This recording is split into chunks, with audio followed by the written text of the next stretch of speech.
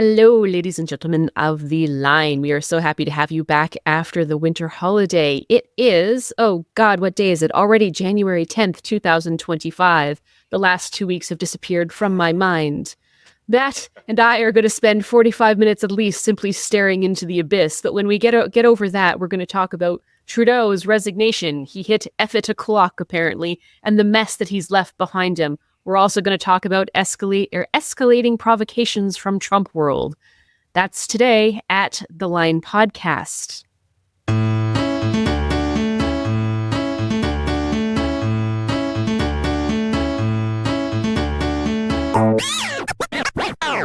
This episode of The Line Podcast has been brought to you by Unsmoke Canada.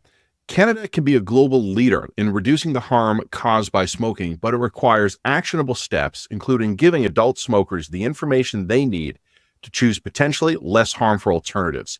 Learn more at unsmoke.ca. Well, with the magic of editing, we've been able to edit out the hour or so we just stared into the abyss. No, I think for the sake of like group therapy, we should do at least 30 seconds of it. I think we should all together just.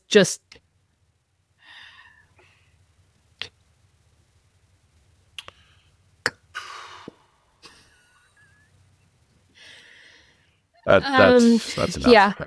Yeah, that's enough. But you could replay that in a loop if you really need to. Sure, you just clip it and loop it as much as you need. It's Friday. It's Friday morning we're doing this. And as always, normally we like to just mention when we're doing our podcast just for the historical records, posterity. Like you can go to any episode of the Line Podcast, you listen to the first 30, 40 seconds, you know what day it was recorded. It's just something we do because it's useful, even for us. But we're particularly cognizant of it now because I don't know what's going to happen tomorrow.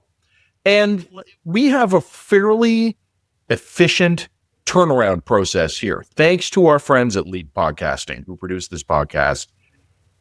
These go online an hour or two after we finish them. And that still feels like we're sitting ducks because, I want to completely break the fourth wall for a minute, Jen. And you and I are veterans of traditional newsrooms. One of the things I was thinking about this week. So Trudeau announces on Monday that he will resign. He hasn't resigned yet, and I'm not being pedantic. That matters. He's announced he will resign. We did a Line Live event Monday night to react to it in real time. We've run some articles this week. We are each writing an article. We have more articles that have come in, all responding to this. And one of the things I was thinking about was days I worked in newsrooms, and you would have had days like this as well, where you can feel events are getting away from you. Yeah. Like I'm losing control. I'm not confident that what I'm putting on the page is going to make sense by the time it hits the printer. And again, the Line is a pretty lean, nimble operation. We can actually move fairly quickly. Like, again, we've worked for big newspapers. I've worked for radio companies that have TV production units. Sometimes you put a story into motion and it takes 8 hours or days in a newspaper to get it there. We're faster than that. Mm-hmm. We're not fast enough. There is so much happening that we had an article come in this week, just an on-spec submission from a freelancer, and I had to turn it down, not because it wasn't worthy, because I just told this person, I cannot in good conscience tell you I think this will ever be up fast enough to be current. And guess what? It wasn't. If I had accepted it, it would have gone obsolete before we could have published it. Yeah. So that means that we rely a lot on Matt and our ability to just sit down, turn around things quickly in that kind of environment, because we can't necessarily rely on freelancers to be able to churn stuff out fast enough. I collapsed like yesterday. I don't know if you just found that. Like, I don't know what happened to me. I don't know if it's a barometric pressure change. I don't know if it's perimenopause. I don't know what the hell is happening to me. But like I hit about midday yesterday, and I just like look, it's either the wind or hormones. What are the other, or it could just be I'm picking up on the emotional like intensity of the entire society around me. But I fell apart. I collapsed. It was kind of funny. Look, let's start with the beginning. And I don't necessarily want to repeat everything that we did during our live stream, but I also don't want to assume that all of our Line listeners were committed enough to listen to like 3 hours of you and I go on Monday evening. So I think there's some room for us to consolidate the thoughts that we had from that live stream. Well, and I said, I've been first one of all, we did okay. set a listenership record. Like, fantastic. You okay. broken people out there, we love you for tuning into that live stream. Poor souls.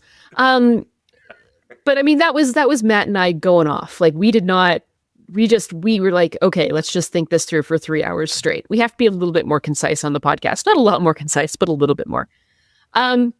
Trudeau's resignation. I think that I was the last pundit standing saying, I'm not sure he's going to resign. He's not going to resign until he internally decides that he has hit the fuck it o'clock meter. But I did try to cover my ass by saying, I don't know when he's going to hit that fuck it o'clock time. Sunday, apparently. Apparently, the answer was literally Sunday, sometime between noon and 5 p.m. That was just when the internal clock decided to zing out and he decided, I'm done. Fair enough. So I'm not going to take any shit from anybody for like mispredicting this, because that was essentially what I said was always going to be a possibility.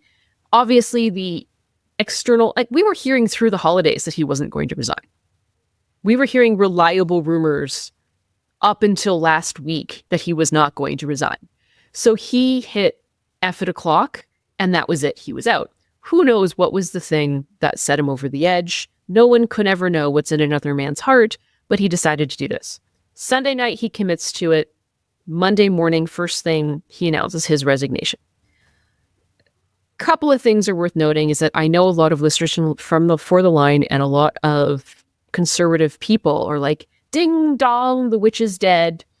And Matt and I are going, wait a minute here. Because if he had resigned a year ago, the party could have maybe resolved it. Yeah. If he had resigned in June, they could have run a credible leadership race. If he had resigned in September, he would have been pushing it. You and I have been saying basically since September that the Liberals have run out of room to do this in anything resembling an orderly or credible way. And that's still true. They have run out of time to replace him in a credible and orderly way. He just resigned anyway. So in order to resign, in order to do this, what he's had to do is he's had to go to the Governor General and he's had to say, please prorogue Parliament, put everything that we do in Parliament on hold for as long as possible so that we could run an internal leadership race. So the Governor General, Mary Simon, granted a proroguement up until March 24th. And there's a reason why it's March 24th, because it was sort of decided that that was the latest they could possibly prorogue Parliament without starting to encroach onto the budget. The knife under the blanket of sovereignty is the government's ability to spend money. And the government's ability to spend money has to pass through Parliament. And it has to pass through Parliament because a budget and a supply measure is a confidence motion. So if the Parliament does not have the confidence of the if the Parliament does not have the confidence of if the government does not have the confidence of Parliament, there we go. They can't spend government money, and they literally cannot fund the RCMP or any of their own employees. This is why confidence is really crucial, and it's an underpinning to how our democratic system works. So they managed to get proroguement granted until March 24th, okay, which gives them just barely enough time to maybe put a supply motion on the table that would ensure that there wasn't a government shutdown, essentially. Here's the problem. Here is the problem. Between January 6th and with the day that Trudeau resigned and the day that proroguement's been granted is, I believe, 77 days. And please, if anybody is better at math than me, correct me if I'm wrong. But I did the math, or at least I asked Alexa to do the math for me, and they said 77 days. What are the dates? January 6th is the day that Trudeau resigns. Yeah, and then March 24th is the longest you could reasonably grant proroguement and still have a functioning government. How many days between January 6th and March 24th? 77 days. 77 days. Okay. Siri agrees with Alexa. Thank you. Here's the problem. The Liberal Party has an internal constitution that dictates how their Liberal leadership races operate.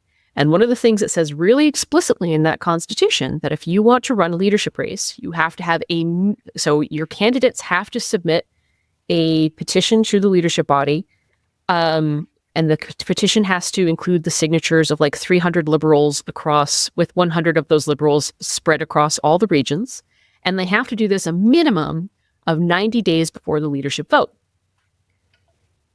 What's 90 minus 77, Matt? It's 13. It's 13. Yeah, no, I knew that. I was doing it for and actually, by the way, when we were doing this live on our live cast, I said it was like 24 or something stupid like that. Anyway, I'm math literate.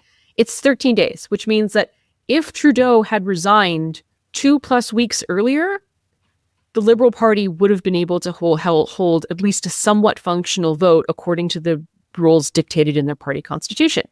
But because he put it off until Sunday night, they now have to completely blow up their own internal constitution to run a leadership race in the midst of a prorogued government as we head into a likely tariff war and an economic crisis. Yeah. So good job, everyone. But it gets crazier. It gets crazier than that, Matt, but I don't know if you want to respond to that point because it does get crazier. Okay, I have a totally separate but related point to make. Do you want me to make it now or do you want me to make it later? Well, let's finish laying out the crazy first. So yeah, and then you finish the crazy, and then I'll make my point. So in our live stream, we talked to Jamie Carroll. Jamie Carroll, yeah, former national director of the Liberal Party. National director, and my question to him was, my dude, your own party constitution doesn't allow him to resign on this kind of a time frame. And he said, well, look, there's a bit of a loophole in the constitution. It's 44I. And 44I says that if 75% of, I think, the national board agrees to it, they can move a leadership race because of political circumstances. Now, if you go and you read that clause, if I did, that clause reads to me more like the board can, in an emergency, move the date of a pre-existing vote because of unforeseen political circumstances. Like, for example, say they had said, hey, the vote's going to be May 20th, but some crisis pops up, so we need to move the vote forward or we need to move the vote backward. If they get a 3/4 majority of the board, they can do that. That clause does not read to me like, oh, because if political circumstances demand it, we can just totally bulldozer through the entire constitutional process that we've laid out in terms of a leadership race.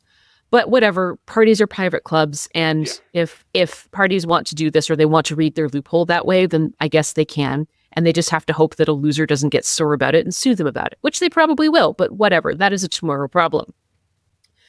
So they're going to bulldozer through their own constitutional process, and they're going to have now announced the rules to that process. They're going to hold their leadership vote on March 9th, which would give a potential leader at least, I don't know, like 2 weeks to come up with the budget. Good luck with that.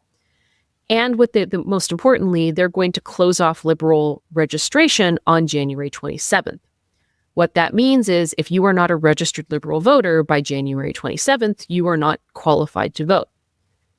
This gets even messier because the other problem that's on the table here is that, of course, who gets to be a registered Liberal member is very, very loose in their party. It's a free membership.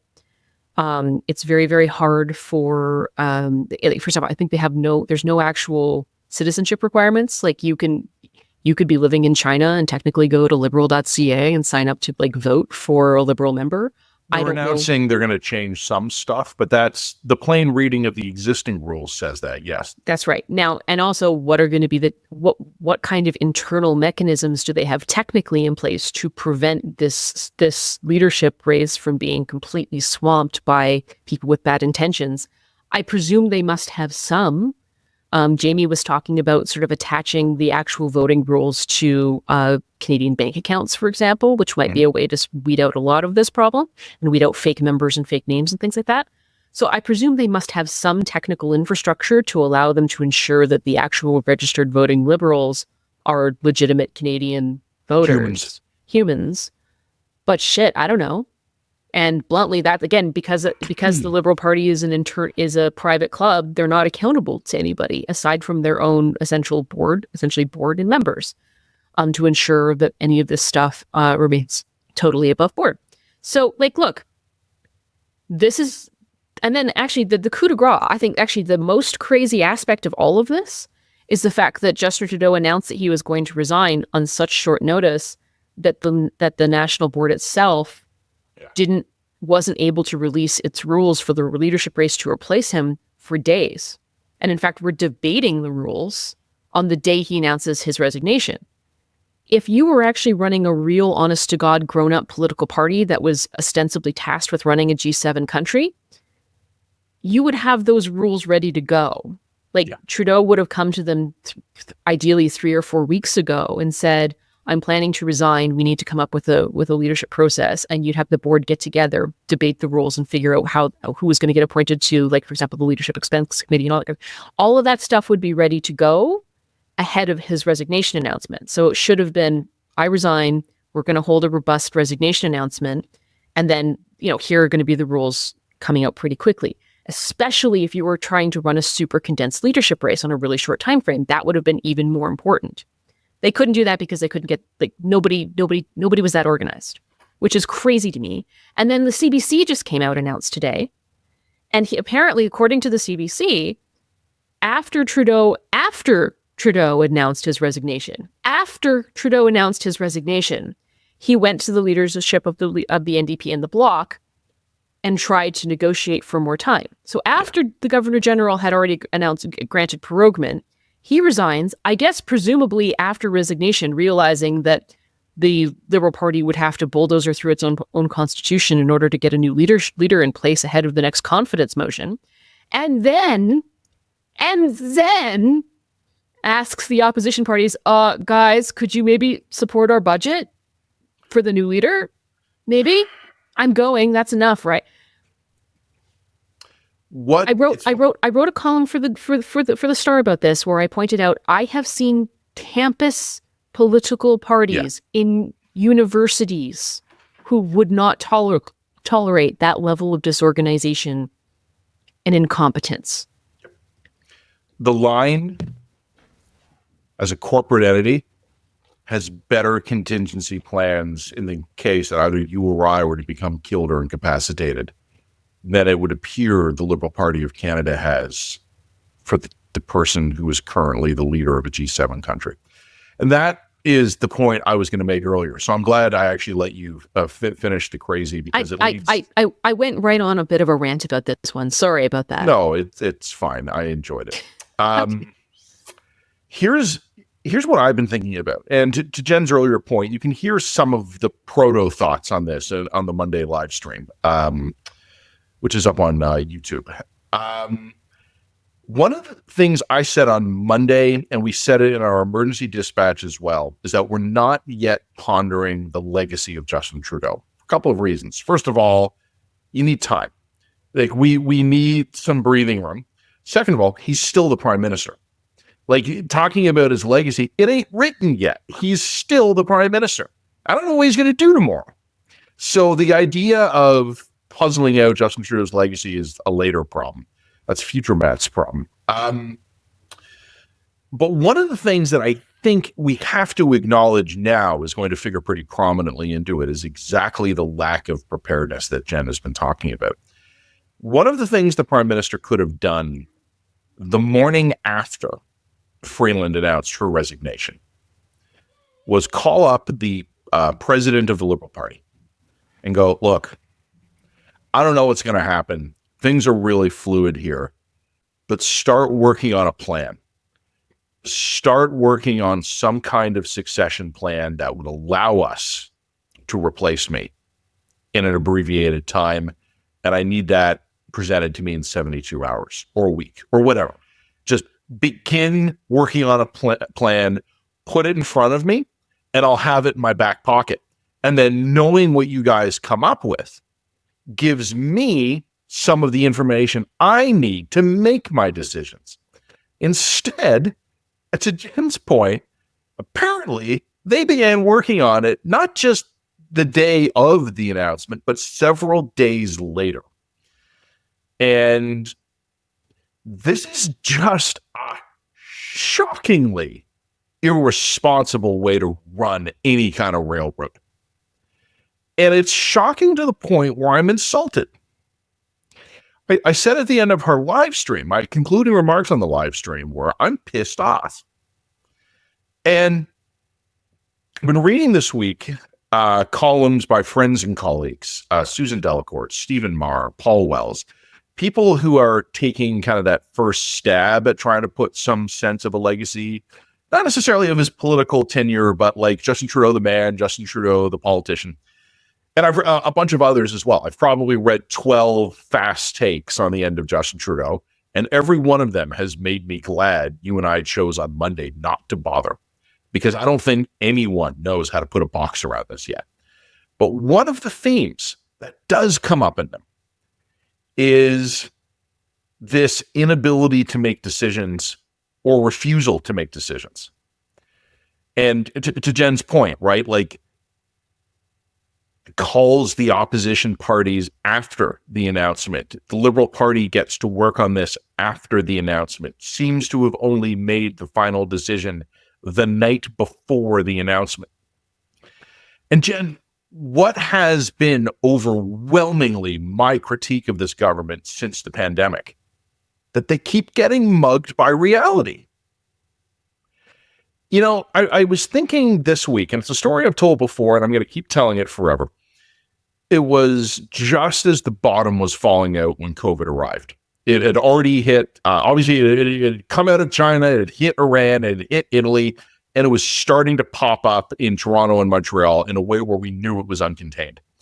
And there was this press conference where Marika Walsh of The Globe blew her top and began yelling at cabinet ministers, and it was glorious because she was saying, where's the plan? And I remember this so crystal clear. It was David Lametti, who's now out of politics, who was trying to answer these questions about what is our plan for dealing with a plague arriving in our country, with Canadians need to know that the government is on top of this. We have Patty Hajdu, our impeccable Minister of Health, and she's on it. And Marika was like, stop spinning us. What's the plan? Let's jump forward to the convoy. The POEC documents make clear 10, 14 days after the trucks engaged the air brakes on Wellington Street, the government was still trying to figure out what the fuck had happened. Afghanistan. Oops. Ukraine gets invaded. Right away, we're like, we're going to need to restart munitions production in this country. 12 to 18 months later, we have cabinet documents ready to go for targeted investments to restart domestic Canadian ammunition production. And they're not signed. And then we have Mr. Trump being, cruising for months and months and months and months toward what was, at the very least, a tightly contested election. Like, Mr. Trump winning was always very probable or possible. The polls for months from sort of the Biden switcheroo right through to election day were a coin toss. We weren't ready for it. One of the classic things was like when exactly to Jen's point about calling the opposition after proroguing Parliament was that once Mr. Trump was reelected, we stood up the Cabinet Committee on U.S.-Canadian Relations. Why was it ever stood down? And something that we can really wrap our arms around here in terms of just a complete lack of unpreparedness with these guys is the fact that I was looking at some of these numbers here. I went back and I was looking at some of the aggregated polls. The bottom fell out of Liberal polling in summer of 2023. The St. Paul's by-election loss was late June 2024. The Liberal caucus did not put a knife into the Prime Minister that very night. They began having calls. They began circulating letters. They began planning things. Remember our buddy Justin Ling was sitting on like a train and he ended up hearing some of these calls because a cabinet minister was gabbing away without realizing a reporter was sitting next to him. And then nothing happened over the summer. And then there's the Verdun by-election. And it all starts again. From the Prime Minister right on down, through the Liberal caucus and cabinet to the Liberal Party national executive, we have found a group of humans who seem to have had their limbic systems surgically excised. Can you think, like, I'm just trying to imagine I'm attempting and failing to put myself in their shoes, like in my mind, because I find these people baffling. But have you ever, Jen, in your life experienced anything where like God, fate, or random chance like was working overtime to send you a pretty consistent signal that you have so resolutely failed to learn from? It's honestly like, it's confusing and frightening and funny and upsetting. Like, you gotta throw all these things into a blender and give them a whir, and then like maybe you come up with like a German word to kind of capture this sense of bafflement. But reading, I don't remember if it was Paul Wells or Steve Maher, but it was maybe both. But I think both of them said some version of this, and they're saying it like I think it was Steve, and I think Steve had said something like there was a failure to adapt. And I think that is a polite way of putting it, right? Because like you can look at Justin Trudeau back in 2015, Sunny Ways, and you can kind of go, yeah, okay, Sunny Ways kind of maybe sort of worked right up until the 2019 election.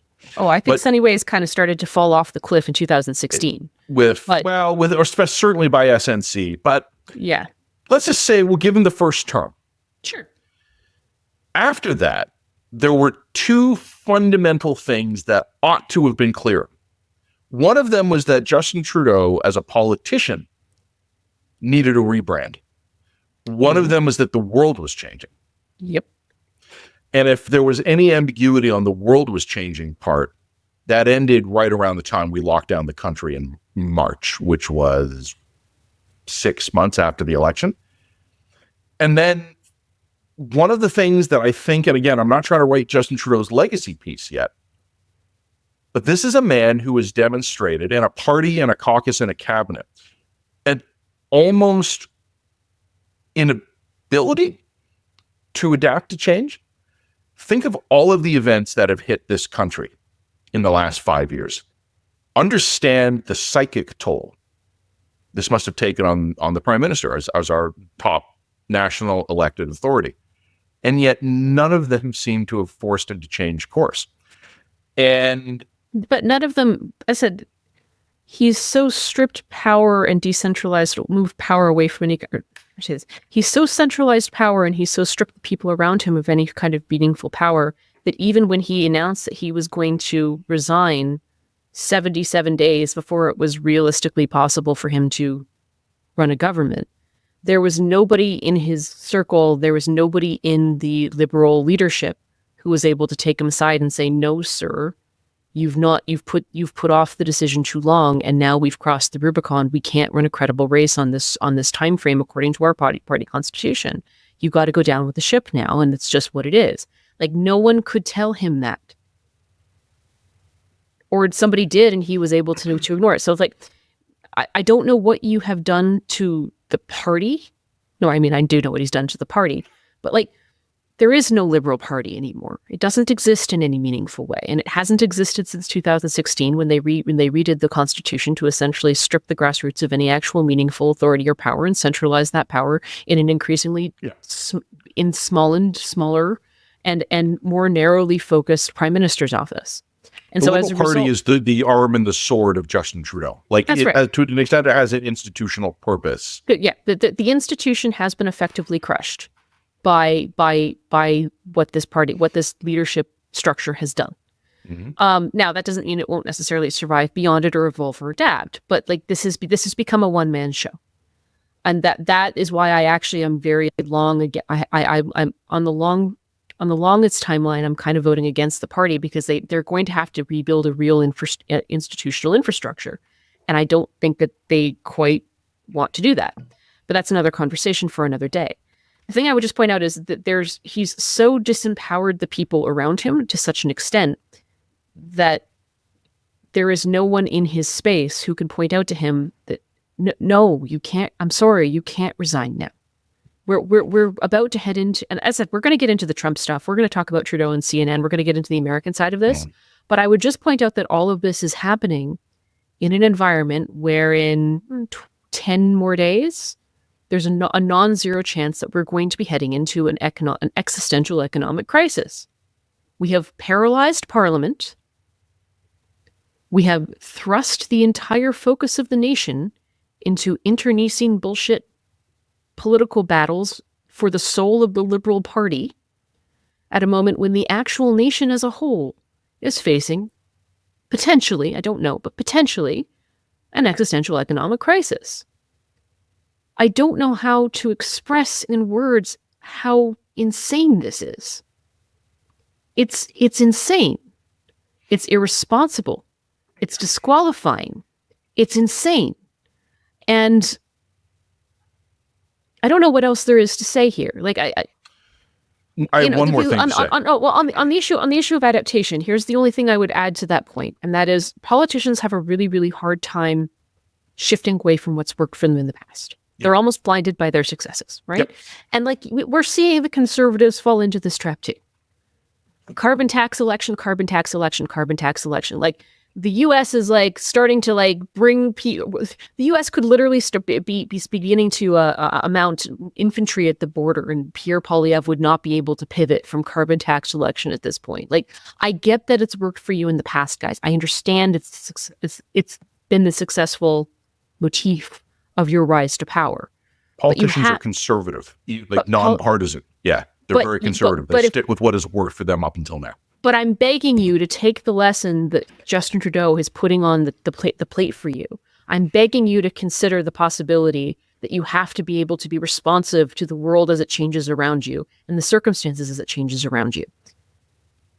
I'm begging you not to make the same mistakes that Trudeau did. I mean, part of the reason why Trudeau was as successful as he was is because he very adeptly read the tea leaves, I think wrapped himself in the clothing of identitarian politics as it was an emerging political aesthetic, and is going to go down with that ship because it's becoming very clear very quickly that aesthetic is falling out of fashion, like, last month's Sheen haul. Okay? Like, that's what's happening to him, and he can't rebrand and he can't adapt, and he hasn't been able to rebrand or adapt for the last 10 years. That's obscure but funny. Well, I mean, this is just kind of my takeaway on that one. Like, all politicians run into this trap because they do what works, and they succeed at it, and it's like that worldview. It's like, in some ways, it's almost like the world that they won in gets crystallized around them. In Justin Trudeau's head, you can tell he's still actually living in 2015. Right? And you can see it in the way that he talks and approaches the world, and the way that he approaches social media, and the way that he brands himself, his communications, his language. He's still wrapping himself around the idea that the world hasn't changed from the moment he won. It's like the second they win, they get trapped in amber, right? Paul Wells on one of his podcasts this week was interviewing, and I'm apologies, I forget her name. It was good. I listened to the whole episode. If you haven't yet, it's worth checking out. But he was interviewing sort of a senior Liberal Party a backroom type who had been there throughout the early Trudeau years. And Paul had kind of asked her, like, where did it go wrong? And she actually gave a fascinating answer, Jen, and it's exactly what you were talking about now. She was talking about how when he was running for prime minister, like way back when, like before he'd become prime minister, when they were the third party, Trudeau had said of Stephen Harper, he doesn't understand what you're going through when you're driving to work because he's been in a motorcade for the last 10 years. And then she said that's really been ringing in her ears for the last few years because she remembered how effective it was against Harper, and also was apparently concluding it was true of Trudeau. And she's it's a great interview. Check it out. But, I guess this will be my last comment on this before we drop a like and subscribe. To Jen's point a minute ago about the Conservatives seeming to only have one setting, and I agree with that. It's working now, and I think it will work enough for them to win, but they're going to need other settings eventually. There was something that Pierre Poilievre said this week that was interesting. he was asked what the resignation of Justin Trudeau was going to mean. And he said, we're still going to run against him because all of these people are part of the Justin Trudeau government. They're all just like him. And I think that's correct. And you and I might roll our eyes on it when it's carbon tax Carney or carbon tax Chrystia or carbon tax Clark. We're going to roll our eyes at that. But I do think it reflects a correct calculation by the Conservatives, kind of leading out what I was saying a few minutes ago. With the possible exception of Carney, who has some official links to the party and the government, but not many, they're all part of this. And this is something I don't know. And look, one day there's going to be an election. Most of these liberals are going to lose their jobs, and they're going to become a lot easier to talk to because most of them are pretty deep in the bunker right now. I still have some that I can talk to who are either well-adjusted or broken enough as people that they're still capable of talking like normal humans. But one of the things that my liberal friends, 5 years from now, I'm going to buy you a beer and I'm going to ask you. So start thinking about your answers now. How did you let this happen? Because you could have stopped this. Look what Freeland showed us. One tweet. She destroyed Justin Trudeau. She finished him. Why? Yeah, but she didn't do it. She didn't do it in June. No. I know. She didn't do it in 100%. September. Oh, I'm not putting her on a pedestal. I'm not saying only Freeland could have done it. I'm saying one tweet would have been enough. Somebody, any of them, in a senior enough position, other than poor Wayne Long, God bless him, could have come out. If two or three of them had come out in June with public statements of Justin Trudeau has done incredible work for Canada, but it's time, this isn't happening. If one of them probably had done it after Verdun in September, this isn't happening. If we talked about this on Monday, if enough of the caucus had basically said, we don't care that you're going to dangle cabinet posts in front of us. We are going to refuse to show up at the next confidence vote if Justin Trudeau is still the leader. We are going to start putting out in our direct-to-constituent mailers that we are proud of Justin Trudeau's legacy and are demanding he resign. It would not have taken that many. But Matt, if these were the sort of people who didn't care about getting cabinet positions, they wouldn't be liberals. And that is something. And that is fundamentally the legacy the party is going to have to contend with. This is a disaster for the country, and it's a disaster for them, and they could have stopped it. Yep. And I'm not going to let them off the hook for that. No, and I don't think history should either. And I don't think that I think that they're looking at a significant existential crisis as a result of that, as a result of the choices, and they deserve it. But the problem that I have now is that, I've baked in Justin Trudeau's out. I've baked in that the Conservatives will axe the tax. I've baked that in. Okay, guys, what's the plan? Because I'm going to tell you something. If stop the crime. Yeah, stop the crime, build the houses. Guys, if Donald Trump comes to power, puts punishing tariffs on all of everything we export, and our dollar drops to 50 cents, no one's going to give a fuck about the carbon tax. The carbon tax is going to be the least of our problems. Build the homes. Great. One of the things, we'll drop a like and subscribe here, but Jen and I actually had a really fun conversation privately day before yesterday. Yeah. Where we were red teaming Canada. If you're Donald Trump or you're Elon Musk or you're any of those people in that orbit, what do you do? If your goal is to hobble Canada, either to force us into some sort of economic union or protectorate agreement, or even simply just to renegotiate NAFTA 3.0 and bring another 4% out of our dairy industry. I don't know. Whatever their goals are, it did not take Jen and I long to come up with some horrifying ideas, because I do think Trump has correctly identified our weak spots. And I don't think he's going to hesitate out of any lingering memory of when Irish eyes are smiling to put maximum pressure on us. Well, okay, we're going to get into that in our third segment because we have a lot to talk about from Magaland. Is there anything else that we want to just say? I mean, of course, we're starting to get a sense of the leadership contender. Yeah, let's talk about leadership. We'll talk about it next. Yeah, I mean, okay, let's talk about that next. We'll get into it. In the meantime, like and subscribe. Check us out at www.readtheline.ca. This message is brought to you by TikTok Canada. TikTok Canada's hundreds of local employees help ensure the safety of 14 million Canadians who use the platform every month. In the last federal election, for example, TikTok partnered with Elections Canada to provide verified voting information. This involved locally accountable employees who understood Canada's politics and languages. But the federal government has ordered TikTok to shut down its Canadian offices, meaning those local experts will lose their jobs. Shutting down TikTok Canada doesn't make Canadians safer. Keep listening this month to learn more about how TikTok Canada's employees support the success and safety of Canadians on its platform. You know, in the first segment, Jen, we talked a little bit about the rules of the upcoming Liberal leadership race.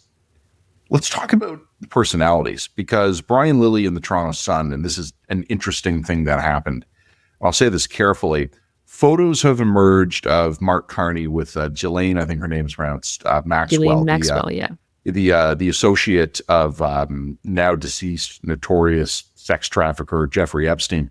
Now, Jen, to be very clear, and I know you'll understand this, I'm not accusing Mark Carney of anything, because those Epstein and Maxwell were notorious hangers-on of celebrities.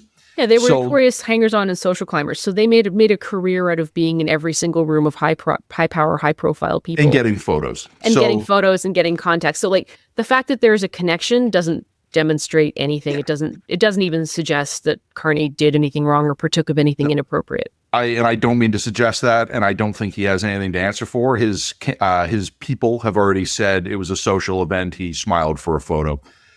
What I do think is interesting about this, though, is that my immediate reaction to that was, oh, it's the first oppo drop of the Liberal leadership race to succeed Justin Trudeau. I don't think conservatives released this. I think a Liberal released it. The conservatives were going to hold on to what they've got until they have a chosen leader.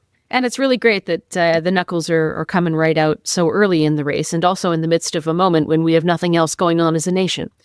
Eyes on the prize, everyone. So yeah, I just think firstly it would be hysterically funny if Mark Carney didn't run. If Mark Carney took a look at it, like, after all of that drama, after all of that speculation, after all that will he, won't he, if he was just like, yeah, you know what? I don't need it.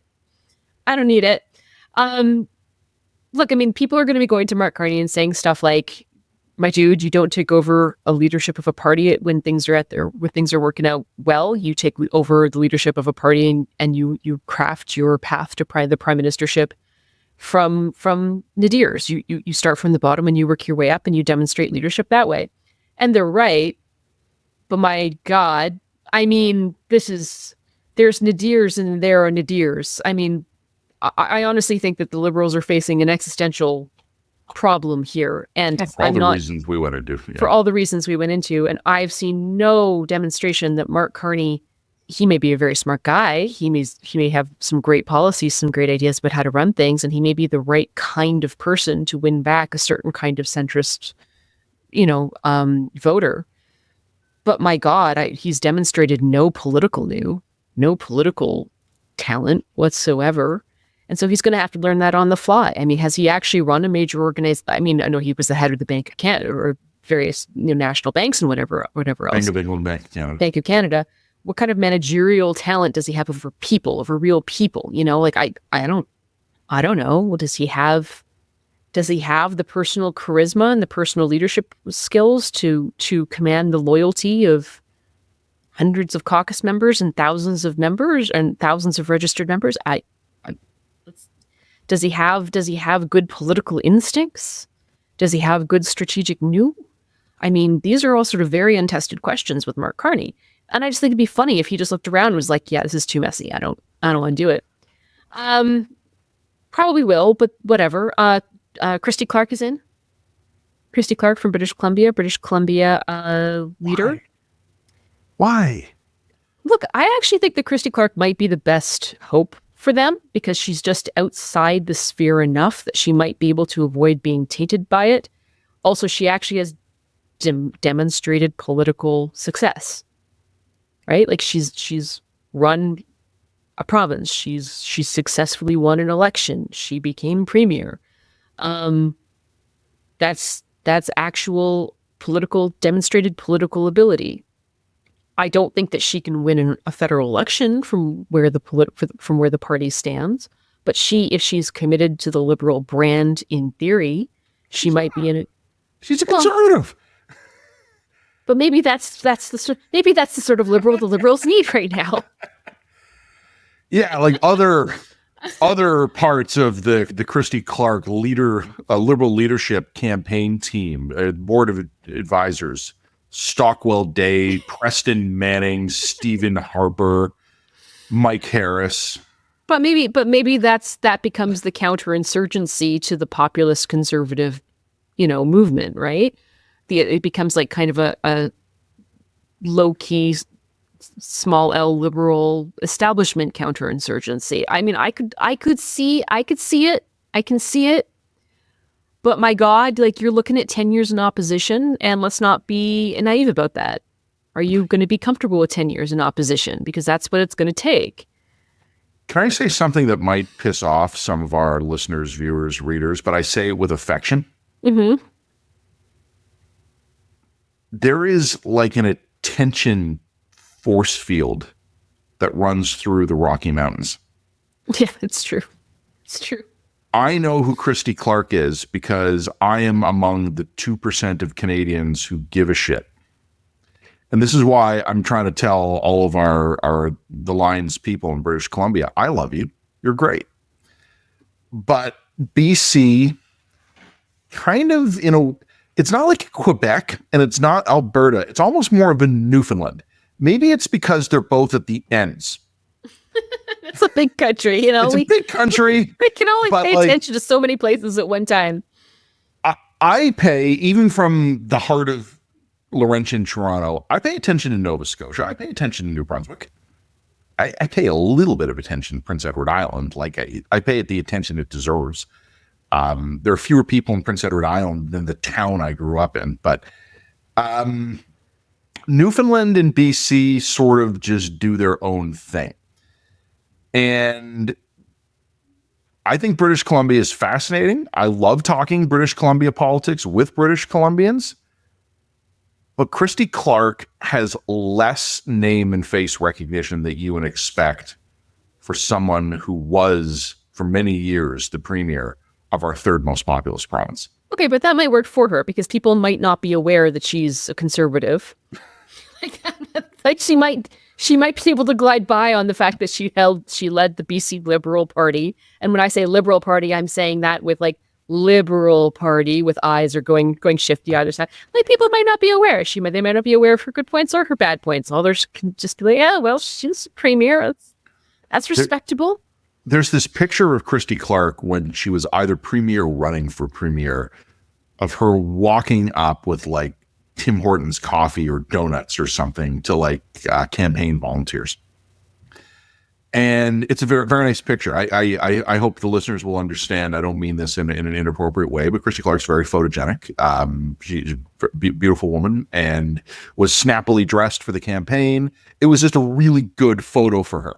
But the reason I remember the photo was because for years at the National Post, anytime I needed some photo for like generic column on BC politics, it was always at the top of the list. You know why? Because there were no other pictures of her in the CP library. Wow. That's something. And so I'd be here in my office in Toronto and it'd be like Premier Clark or BC politics, BC legislature.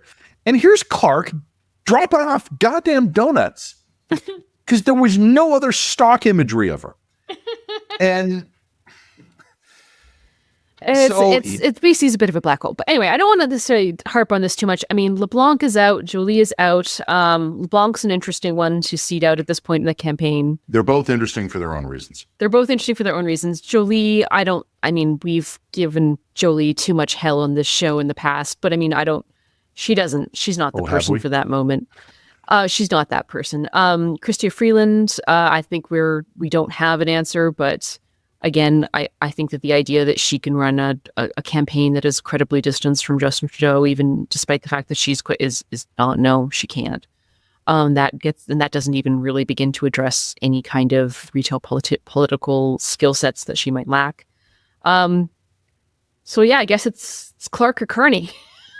That's the way. Take a pick. Yeah, and you know what? I actually want to take a minute here, and you're right. You said a minute ago we've given Jolie too much hell. No, we haven't. We've given her the appropriate amount. The appropriate amount of hell. But with that in mind, let's actually say something not even nice. Let's say something positive for a moment. I want to say it to Melanie Jolie and Dominic LeBlanc. I am more than cynical enough to believe. So both of them now have statements out saying that in this moment of crisis, 100% of my job, attention must be on my job and serving Canadians. The statements are basically interchangeable. Too busy being a cabinet minister to run for the leadership. I'm a cynic. I think that's bullshit. I think for whatever reason, they decided they weren't going to win it. One of my buddies told me that Jolie would not have enough time in like a compressed 30-day campaign to execute her strategy. LeBlanc apparently had worried he wouldn't be able to raise enough money or that he was too close to Trudeau, blah, blah, blah. So I'm cynical enough to believe that there are all kinds of reasons that they're putting public service on the statement, but they actually backed out because they concluded they couldn't win. But here's the nice thing. I'm glad they're focused on their jobs. Yes. Now with Jolie, we're less glad she's focused on her job. I'd rather her be focused on a different job. But I don't think it's the worst thing for people who are in high profile, highly important files that have direct interface with U.S.-Canadian relations to be focused on this. Yes, I think that's right. I'll say that. Yep. So like I said, I don't know if I think there's much more to say about the leadership contenders at this point in the game. I'm sure we will do a more thorough sort of breakdown as we start to see people come forward in the next week. It's going to have to be the next week. Freeland is an interesting one, though. I don't know if she's going to run. I don't know if she's going to do it. One name we haven't mentioned is Anita Anand. We have not mentioned that name. And I've been asked by the Star to do a little, apparently it's part of the package where other people will be doing it. I've been asked to. I also was asked, yeah. Like right. Are you doing it too? No, because I couldn't really come up with a name that I would. I really struggled to come up with a name that I think that the party should choose. I'm choosing Anand, not as an endorsement for Prime Minister, but as an endorsement for person most likely to avoid destroying the Liberal Party. Interesting. But with Freeland, one of the interesting things I heard immediately through the grapevine when Jolie was out was that this clears the lane for Freeland. That there had been some concerns that they would be competing for the same donors, same organizers, things like that. Okay. So we'll see. And as we said at the very beginning, God only knows what announcements have made while we've been recording this. I don't think Freeland can. I don't know. Maybe she can win the party, but I'm bearish on Freeland. Yeah, I would agree. I think her political career is probably over. I think. Sorry, I didn't mean to cut you off. Go ahead. No, I just look. She might be able to win the race depending on who else is in it, but I don't think. I think it's time for someone like Freeland to come to terms with the fact that their time as a politician is done, and time to think about moving on to the next thing. I have no advice for Chrystia Freeland herself. I think Jen's right, but I would phrase my advice differently. This would be my advice to Liberal Party members.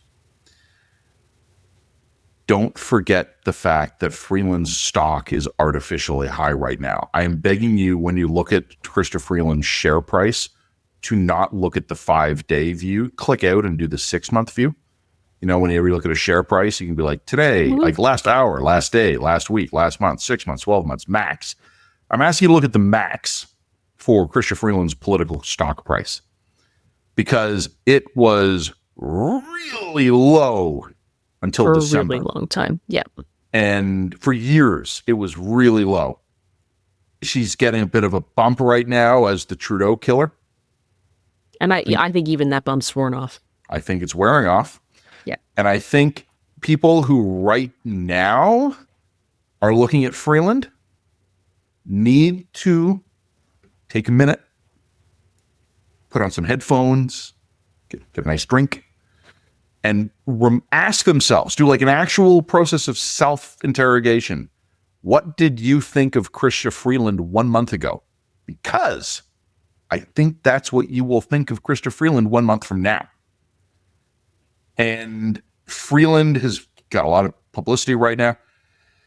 The funny thing is, I'm actually not convinced Freeland would not be a perfectly competent prime minister. But she has to have political ability right now that she doesn't and hasn't. Yeah, in a different time and moment. In a different time and moment, maybe. But, we can only work with what we got.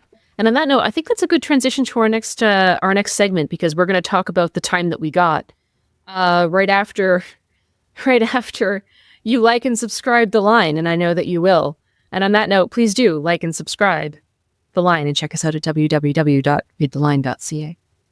Well, we didn't take an existential despair break there. We took a snack break. And weirdly, I feel better about everything.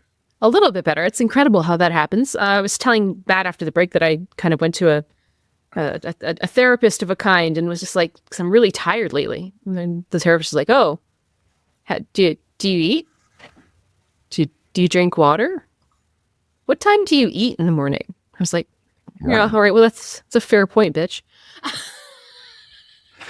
What? It's a legitimate comment. A friend of mine is about to become a father for the first time. And we were just talking for fun. Like, it wasn't a serious conversation, but we're talking about some of the things that you're going to be surprised by with parenting.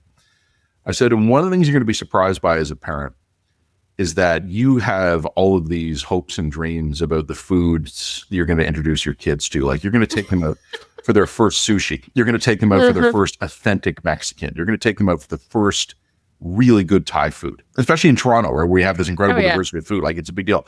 What actually happens is that you, a grown-ass adult, are going to realize one day that you are eating a packet of fruit gushers and a cheese stick. Because just when we took our break in between the second and third segments, I popped upstairs. I'm like, yeah, I'll have a quick little snack because it's getting a little later in the afternoon. Lunch is way in the rearview mirror. What's in the fridge? Cheese sticks. So what I have as a snack, cheese sticks. Yeah. No, your enjoyment of food will collapse. Okay, so I want to get into Trump here. The goading, the mockery, and the just general antagonism has been amped up even further. He's now going further than just making offhand true social posts that can be totally ignored. And I believe now he, this week in a press conference, said that America was going to effectively use economic warfare against us. Well, he was asked, would he use military force to retake the Panama Canal and Greenland? And he said, oh, I'm not going to say no to that. And he's like, what about Canada? He's like, we wouldn't use military force. We'll use economic force. Right. Now, couple things. Well, there's one. I'm going to let Jen do the couple things. I'm going to just sneak one in first. Something we have to remember, and we're all going to have to rediscover our covering Donald Trump muscles. That muscle memory is still there. Donald Trump press conferences always turn out batshit. Yes. Because there's something about the press conference environment where he's being asked questions live and he knows there's an audience. The maximalist crazy Donald Trump is almost always at a press conference. Very fine people on both sides, right? Like, he's asked questions, and instead of going, well, that's an interesting question, what's a reasonable answer? He says something outrageous. That's the showman part of him. I don't say we should not take it seriously. I'm just reminding everybody, most of the most insane things we remember about Donald Trump are how he responded to a question at a press conference. It's a thing he does. Okay, but we now have a consistent track record of commentary and threats and goading on this particular theme. Look, I mean, I'm going to put the 51st state conversation to another bucket for a moment because I don't know. You're right. I don't know how seriously to take that. I'm instead going to address the economic warfare, essentially, that he's threatened. I think that's more or less real. Yes, I agree. I think there's a pretty good chance that within 24 hours of his inauguration, he's going to start throwing policy announcements through the loop to an extent that it's going to look and feel a little bit like a stun fucking awe campaign. I think that he's going to throw so much at the wall so quickly that it's going to be hard for us to adapt or respond to any of it. And not just about us, by the way, about everything. Our best hope as a country is that the Americans get so distracted with so much other stuff that they take on for themselves that we become a minimal or a very 8th tier priority for them. But even in that kind of a scenario, that might help or hurt us, because if these guys impose a 25% tariff and then get distracted and then get distracted and start ignoring us, they could come very close to tanking our economy and collapsing our quality of life and just not care. So that's not ideal. Look, I've spent the last week in some dark places. I've spent the last week game theorying out the best scenarios, and I've spent some time. Did you eat this morning? Not enough. And then I spent a little bit of time game theorying out the bad scenarios. And I'll be honest with you, the middle scenarios are still not good. No, I know. So, like, the good scenarios are something like, this is all just bluster and talk. He's going to do some targeted tariffs on some symbolic issues in order to secure a couple of wins that he can then pull out when he's having a bad political day. Okay, that's 2% on steel, 3% on cheese. Yeah, exactly. And like, this is kabuki theater. That's the good scenario. The bad scenario is that there is some batshit crazy expansionist manifest destiny faction in Trump land. Yeah. And they are going to do something weird in Panama.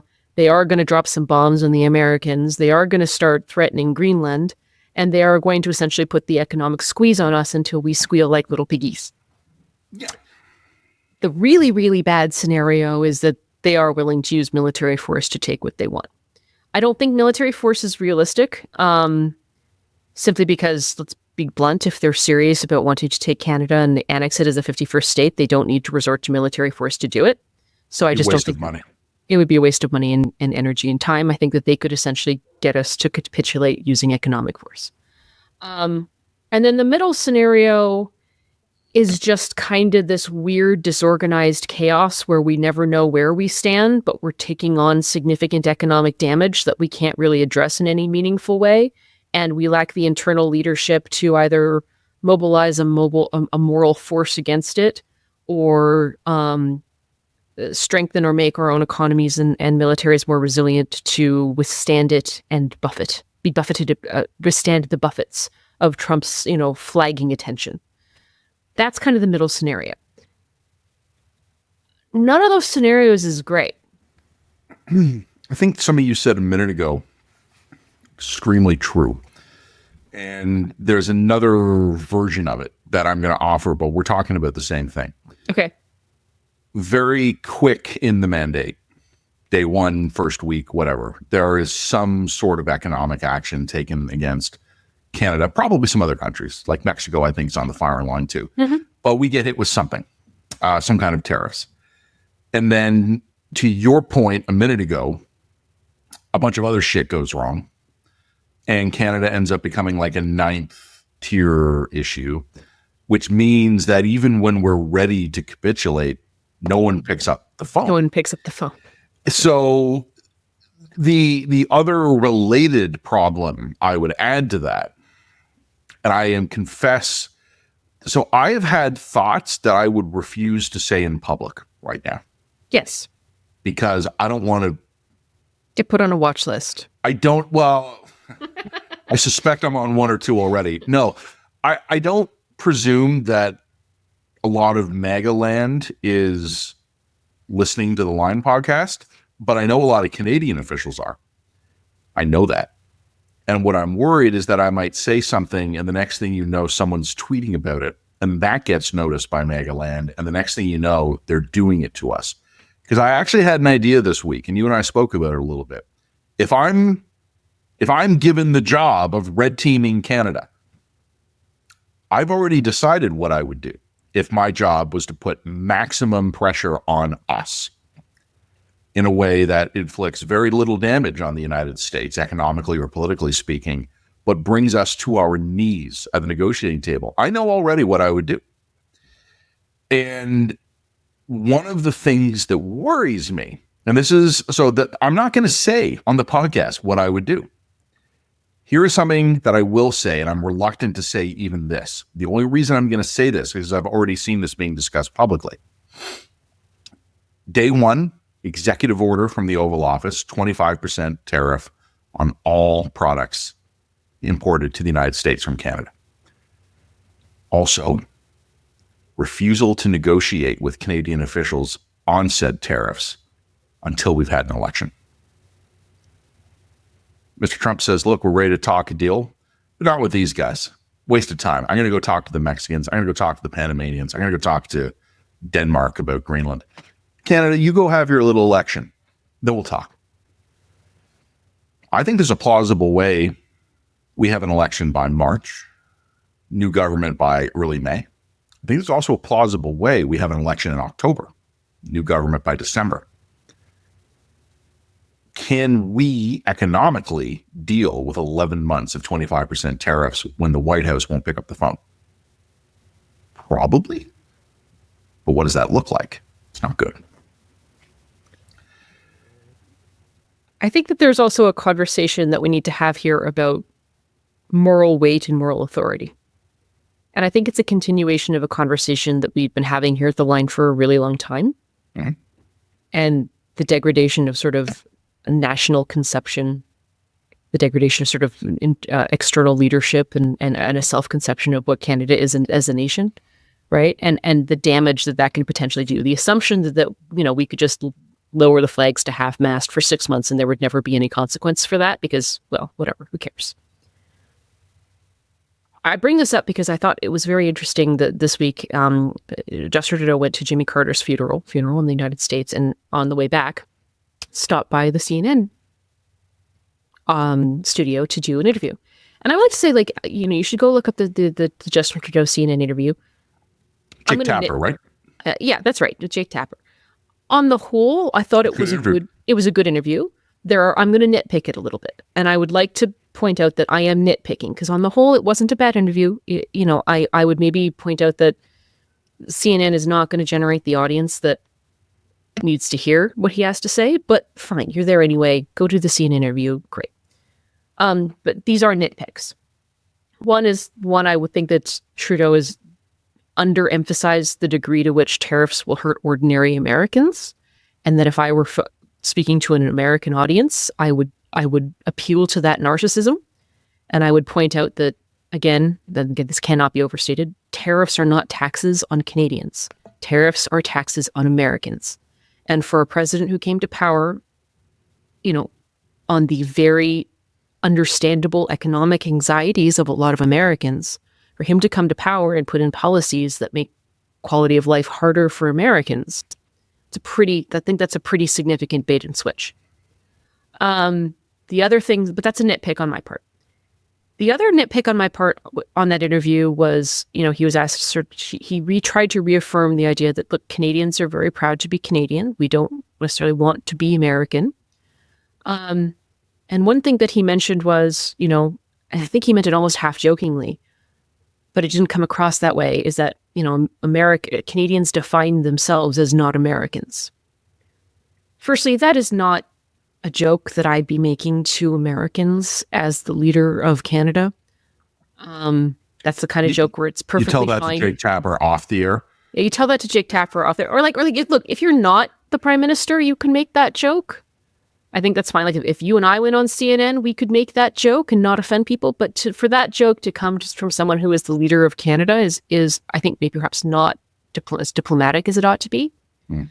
And the second point that I would make is, if your only concept of Canadianness that you can continue to espouse or articulate is you're not Americanness, that is a real thin peg on which to be hanging a hat. Mm. if the only sort of concept of Canada that is worth celebrating to this country's progressives is that at least we're not America, then we might as well pack it in now. Because that is not a national self-conception that is going to survive an economic blip, much less a martial one. Right? Like, there's going to be, if I'm saying this is very hypothetical. This is in my dark place scenario here. I'm not talking about the middle scenario, but my dark place scenario is that if Trump et al. Are remotely serious about using economic pressure to force an annexation on Canada, one of the only tools that we're going to have as a national body is moral weight. Mm-hmm. The ability of Canadians to band together to make significant economic and material sacrifices to our quality of life in order to maintain our sovereignty. And if your concept of sovereignty ends with, but we're not American, that's going to crack like a twig in the wind. So I think Trudeau deserves some criticism for this. He's not the only leader who deserves criticism for allowing our concept of national identity to stultify. Yeah. Become very, take it for granted. But I think that he's definitely the worst offender in the last 10 years of taking Canadian patriotism for granted for his own short-term political gain. You know, you can't shit on the flag for 10 years and then expect everyone to rally around it. And this is also why he needs to go, because he's not the man to command the kinds of sacrifices and self-conception that the moment requires.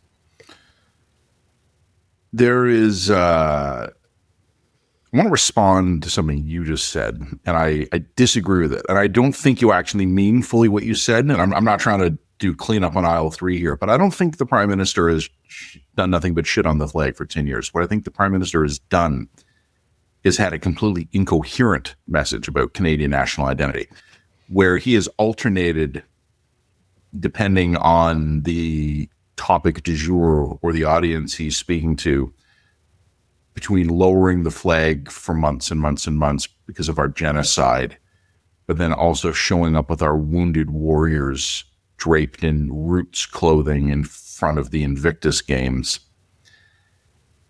And he has never articulated a vision of Canadian national identity publicly that allows for passionate pride in Canada and also incredible shame for our failures as a nation. And there's room for both. But he hasn't synthesized them into like a coherent Canadian national identity. He's just alternated between them based on the needs of whatever photo op he was at. No, I would respond to that just by saying the times when he does articulate a positive vision of national identity, he does it in the service of his own partisan ends. Absolutely. So Canadians are what great. Are Canadian values? Liberal values. What are liberal what values? are Canadian values. Canadians are great because we believe in the dental program that my party has put forward before the government. Like he's not articulated a concept of national identity that is in any way distinct from his own personal policy preferences. Yeah. Yep. No, I think that's fair. And I think the Liberals writ large right now are probably looking around, and this is not a pun, I'm not worried about invasion, but they're probably wishing their guns were loaded on matters of national identity. I don't think they have any ammunition on this. And I don't know what a non-political Liberal vision of Canadian national identity is right now. In fairness, I'm not convinced I know what the NDP or the Conservative one is either. I think I have a bit of a better sense about the Conservative one, but it's not as coherent as it should be. The problem with Canadian politics is that national identity is subsumed between, what do I believe identity is today? Well, when I'm in Quebec, I believe it's about a federation of provinces that are working together. When I'm in Ontario, it's about this incredible dominion we built coast to coast to coast. When I'm in Alberta, it's about the incredible entrepreneurial spirit of Canadians. When I'm in BC, it's about our natural beauty. When I'm in Atlantic Canada, it's our community focus. Like, we have micro-targeted patriotism. I don't know what the coherent overarching vision is. I do think the Conservatives would come closest because there's a bit of leftovers from the Harper years when they would talk about things like the War of 1812 and own the podium, which I used to make fun of. And God, I wish we still had it. I don't know. I think we're going into this fight with no ammo. I mean, we're not American. Okay, then what are we? And also, why not? Why not be American? We're currency union. Oh, because we have healthcare. Oh, so we're gonna lay IEDs on the 401 for our healthcare system, are we? I mean, stop.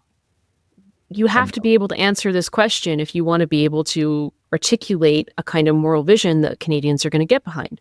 We're not American. Why? Want to hear something funny and or depressing? Okay. You're going to need a cheese stick after this. I've mentioned this before. I live in a wealthy neighborhood in the country's largest city. I have a family doctor. Like, I'm a white dude. I'm affluent. Like, I am really up top at the Canadian hierarchy. A member of my family just this week needs a routine medical appointment. 5-week wait for something that is incredibly routine. And this is not the sort of thing that we are going to throw our huddled sons upon the infantry masses of the American army. Let's put it that way. My children will die for the privilege of 5-week delays for prescription renewal. Look, this we're being a bit facetious here, but I think that this is actually worth considering here, because again, this is a thought experiment. I don't think that the Americans are literally going to take a military and invade Canada. I don't think that's realistic, but it's a worthwhile thought experiment to ask yourself some questions about, well, what if they did? And the reason why I think that's a worthwhile thought experiment is that I would sort of actually this. Who would actually fight for Canada today? Like, who would actually be willing to put their lives, the lives of their sons and the lives of their grandsons on the line to protect a national conception of Canada today? I think it's a question worth asking, not because I think it's a realistic situation we're going to face, but I think it's a worthwhile thought experiment.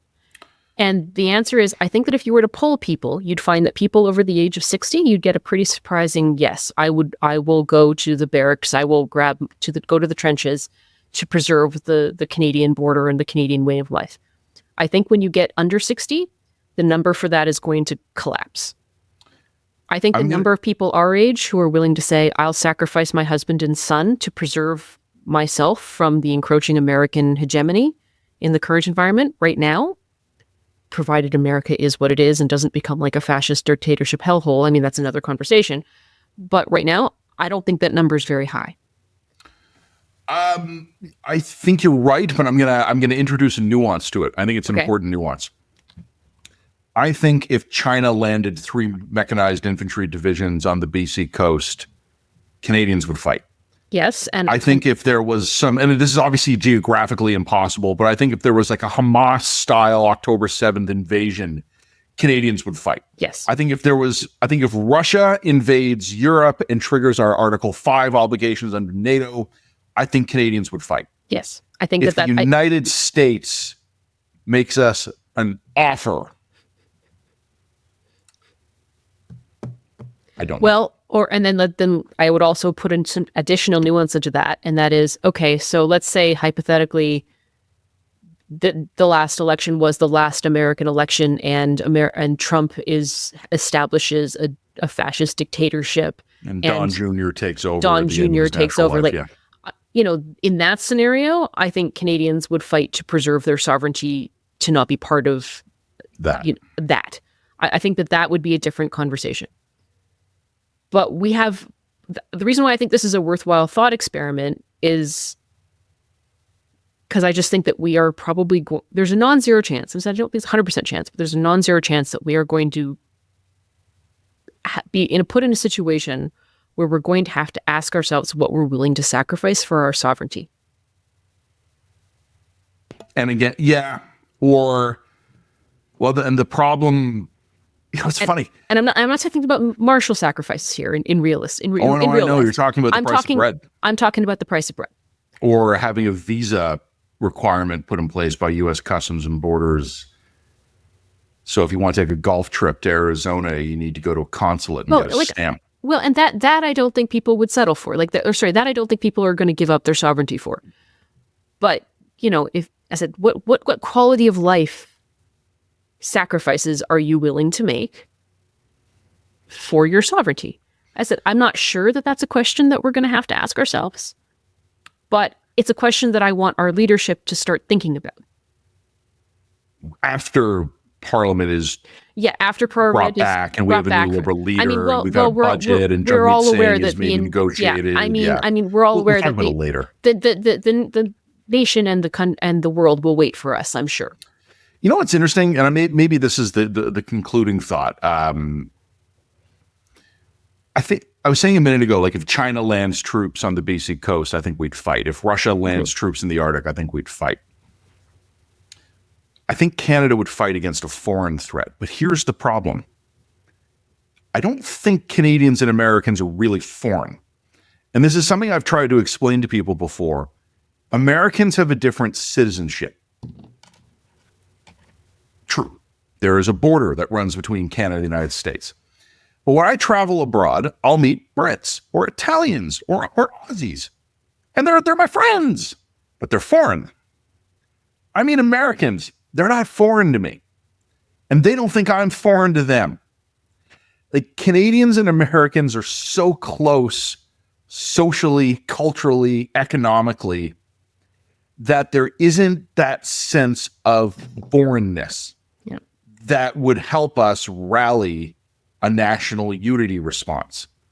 Like in some bizarre scenario where like the combined Australian, Japanese, Norwegian, and Italian armies are invading Newfoundland, I'd go shoot those fucking foreigners. If it's the 82nd Airborne dropping into Toronto, there's a pretty good chance my cousin married one of those guys. Yeah. And I'm not calling for any kind of Canadian capitulation, but I'm just saying for a lot of our history, Canadian national identity was not being American, right back to Confederation. Why does Canada exist? Because you go back to the American Revolution. Mm-hmm. We are the descendants of the colonies that looked at that and went, thanks, but no thanks. And then we had the population influx of Americans who were like, no, not for us. We like the king. We're coming north. I'm a UEL. I don't use the title because it's obnoxious, but if I wanted to, I'm a UEL. And I don't know when Canadians and Americans stop being foreign to each other, but it happened at some point in the 20th century. And if we are going to try and rally a sense of national unity against an American threat, we might have to conceive of that almost as more of a domestic threat than a foreign one, or something that is a hybrid version. And I had this experience years ago at an airport. It's just a funny little story where it was, I was getting into the United States, and there was this like international arrivals, American citizens line. And the American citizens line had like no one in it, and the foreign arrivals was packed. And this American border guard right out of central casting, he had the square jaw, buzz cut with silver. He had a huge handgun on his hip. He goes, "Canadians, into the U.S. line." And as I'm walking into it, he winked at me and he says, "Welcome to freedom, boy." and I just winked back and laughed. But like, they didn't tell Mexicans to get out of the foreigner line. They didn't tell the British, and they didn't tell the Aussies. Yeah. It's going to be very hard for us to defend ourselves against even culturally imperialistic America, because it's not a fully foreign threat. So you talked a few minutes ago about wanting our politicians to think about it. Me too. And like I said, I think his history also gives us some lessons about Canadian resilience as well, right? We've always been able to recognize the threat of sort of cultural and political what's the word I'm looking for? Consumption. Sure. And we've always had strong institutions and strong stories to try and fight against that in order to maintain and preserve sovereignty and identity. I mean, I think this is worth thinking about because bluntly, the material stuff can resolve itself. A lot of our material problems we can deal with, right? I don't think Canada is going to literally starve if America makes things hard for us. You know, we can adapt. But our ability to deal with the material problems are directly connected to our ability to deal with the esoteric or the moral problems, right? You know, if we have to, we can become a juice state producing our own food. Like we can all live on bread, eggs, and milk and cheese. Scrambled eggs with cheese and toast every meal. Every meal. If we have to, we can survive on lentils. Like people can survive through extraordinary things. All right. But we can only survive that kind of a very bad scenario, very, very dark, low probability scenario, if we have the moral sense of self required to demonstrate resilience in the face of that kind of a problem. And right now, I think our moral resilience is extremely low. And I think that is potentially an existential problem for the country if we don't recognize it and deal with it RTFN. I agree. No, I have nothing to add to that. I think that's bang on. Like I said a minute ago, it's our concept of Canada has to be something more than Tim Hortons flatbread pizza, Paul Henderson's goal, and a 5-week delay for a prescription renewal. Yeah, that is not resilient enough to survive in the coming reordering of the world, right? It's not good enough. History will be a very harsh judge of Justin Trudeau. I'm trying my best to avoid the legacy pieces because that has to be left to the future. But I was saying this just to a friend a few days ago. I think one of the hardest things it's going to be to explain to ourselves in the future is why we lowered the flag for 6 months. I don't want to over or underemphasize that action. We're leaning on that action because we're using it as a symbol for a lot of things that have gone on around concepts of national identity over the last 10 years. It's not just the one thing. It's the fact that we had so created a society where that was acceptable that we didn't think twice about it for a really long time. Oh, some of us did. Some of us did. There you go. No, but anyway. No, you're right. Like it seemed like a cost-free symbolic thing to do. We'll lower the flags for 6 months. Why wouldn't we? What possible reason would we not? Yeah. Okay. Thanks. Cool. Thanks for coming out. Anyway, I got nothing else to say. Time for a cheese stick. Time for a cheese stick. Like and subscribe, everybody. We'll talk with you soon. And Jen and I both working on columns kind of about some of this stuff. So look for those early next week coming your way at readtheline.ca.